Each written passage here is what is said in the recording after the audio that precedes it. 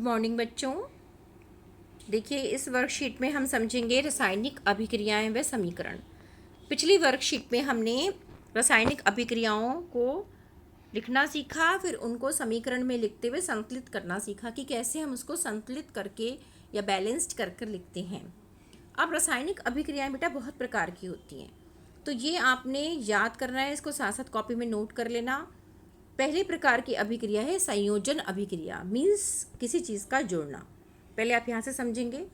संयोजन अभिक्रिया जैसे ए और बी मिलके ए बी बना रहा है।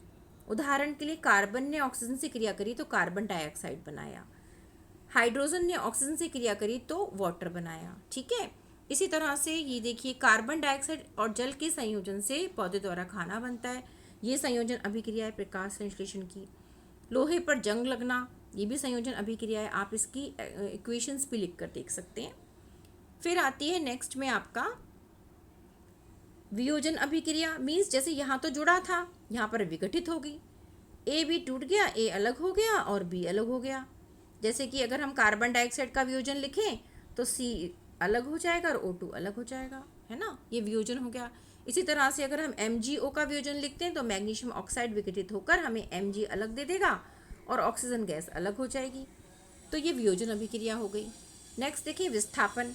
विस्थापन का मतलब क्या होता है कि किसी भी रासायनिक, ये देखिए रासायनिक, ये आपका पदार्थ है ए बी और सी कोई और रासायनिक पदार्थ है, तो अगर ये ए बी में से बी को विस्थापित कर दे और बी की जगह पर स्वयं आ जाए तो इसे हम कहते हैं विस्थापन अभिक्रिया। ऐसा कब होता है बच्चों? जब अधिक क्रियाशील धातु जो होती है वो कम क्रियाशील धातु को उसके विलयन से विस्थापित कर देती है।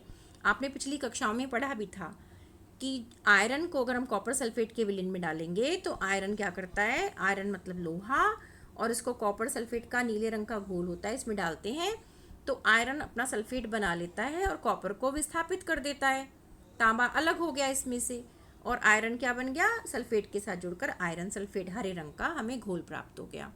तो ये विस्थापन अभिक्रिया है। इसी तरह से द्विविस्थापन होती है। द्विविस्थापन का मतलब क्या है कि दोनों हमने विलयन अलग अलग प्रकार की जो थे हमने लिए, जैसे मैंने अभी बताया कि आपको आयरन सल्फेट, इसी तरह से आप कोई और माना बेरियम क्लोराइड है और सिल्वर नाइट्रेट है, इस तरह से रिएक्शन करा दें तो ए और डी बन जाए और बी और सी मिल जाए। ओके बच्चों, तो यहाँ पर द्विविस्थापन मतलब ए बी में से बी हट गया, सी डी में से जो है वो सी हट गया और ए डी आपस में मिल गए, तो ये हो गया द्विविस्थापन अभिक्रिया। ओके, अब देखिए रिडॉक्स अभिक्रिया है। रिडॉक्स जैसे नाम से आता है, ऑक्स आ गया इसमें, मतलब ऑक्सीजन का एक में जुड़ना और एक में होता है ऑक्सीजन का निकलना। तो रिडॉक्स में होता है ऑक्सीकरण अगर हो रहा है बच्चों, जैसे उपचयन और अपचयन। उपचयन का मतलब है ऑक्सीकरण, ऑक्सीजन का जुड़ना, इसे हम ऑक्सीकरण भी कहते हैं, और अपचयन का मतलब है ऑक्सीजन का निकलना। ठीक है, और दूसरी भाषा में हम इसको कह सकते हैं उपचयन को कि हाइड्रोजन का निकलना और यहाँ पर हाइड्रोजन का जुड़ना। तो ये थोड़ा ध्यान से समझना होगा आपको, क्योंकि इसके अंदर दो तरह से हमने समझी बात।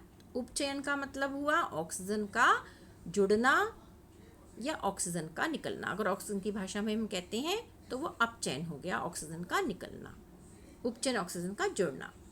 और अगर हाइड्रोजन की भाषा में हम इसको बोलेंगे तो हाइड्रोजन का जुड़ना उपचयन और हाइड्रोजन का निकलना अपचयन। ओके बच्चों, तो ये एग्जाम्पल्स अभी हम अच्छे से अगली क्लास में करेंगे।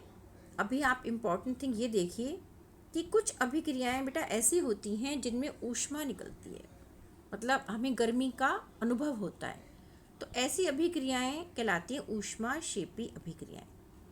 तो ऊष्माक्षेपी अभिक्रियाओं में देखो कई बार क्या होता है, आपने चूने का पत्थर देखा होगा, पानी में घोलते हैं ना वाइट वॉशिंग के लिए। अगर हमें वाइट वॉश करना है घरों में तो बड़े कंटेनर में जब इसको घोला जाता है ना तो वो कंटेनर में से ऐसे ऐसे बहुत सारे ऐसे बबल्स से दिखाई देते हैं और बहुत अधिक हीट निकलनी शुरू हो जाती है, गर्म हो जाता है वो, उसको छूने के लिए सब मना करते हैं क्योंकि वो ऊष्माक्षेपी अभिक्रिया बेटा हो जाती है और उसमें कैल्शियम ऑक्साइड पानी से क्रिया करके कैल्शियम हाइड्रोक्साइड बनाता है और ये हो जाता है आपका बिना बुझा हुआ चूने से बुझा हुआ चूने का बनना।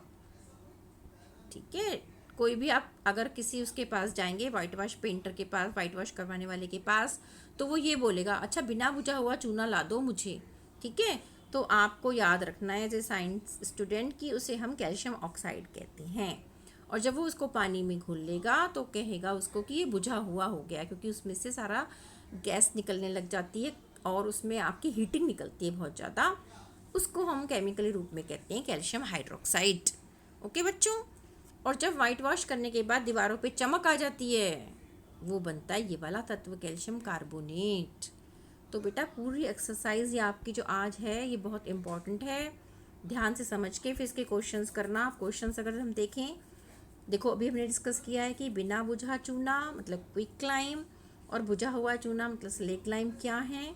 तो देखते हमें आंसर मिल गया कि ये दोनों थर्ड पार्ट इसका उत्तर है। सफ़ेदी के बाद दीवारों की चमक का कारण क्या है? Calcium carbonate. यहाँ पर भी उत्तर मिल गया।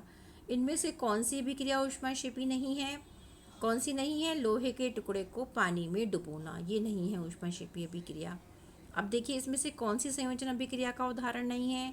संयोजन का मतलब जोड़ना, ये भी संयोजन हो रहा है, ये भी हो रहा है, तो ये जो बचा सॉरी ये नहीं है। Mg और O2 आपका संयोजन हो रहा है और H2O में H2O मिलकर H2O2 बनाता है, ये भी संयोजन हो रहा है।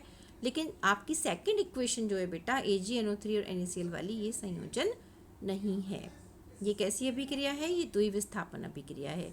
तो आप इसको टिक करेंगे कि ये उदाहरण नहीं है। ओके, तो अच्छे से पूरी वर्कशीट को समझ लिया है। अगली क्लास में हम इनके और एग्जाम्पल्स समझेंगे। थैंक यू बच्चों।